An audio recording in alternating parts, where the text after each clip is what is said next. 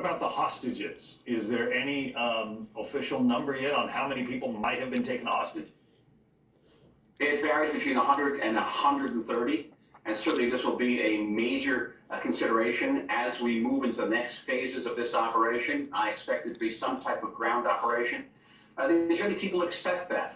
We've gone through 5 different rounds of fighting with Hamas. Each time has restored the status quo ante, and Israeli public opinion has increasingly expressed dissatisfaction with this outcome. We want to change in that status quo. This attack by Hamas has been so unprecedented in its barbarism and its scope that there's just no way Israel will allow any government to restore that status quo ante.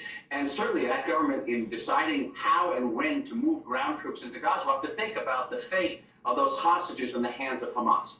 Those are going to be some difficult decisions. It's hard to believe. Days and weeks ahead. How people are going to sleep I know tonight. That you want to destroy Hamas, but how do you do that short of going into Gaza, where 15 million people live, and destroying every male person of fighting age? I don't think it's that quite drastic. About 2 million people there, and we're going to have to be very, very cautious.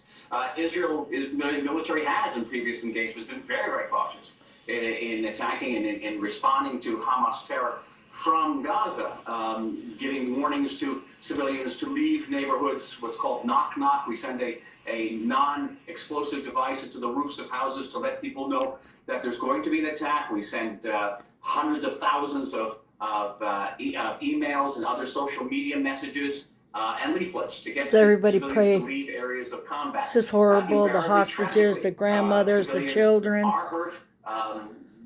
This is we war. certainly regret this, but Hamas uses these civilians as human shields, and we really have no choice. They'll now be using Israelis as human shields as well. This is the nature of the truly barbarous enemy in which we face.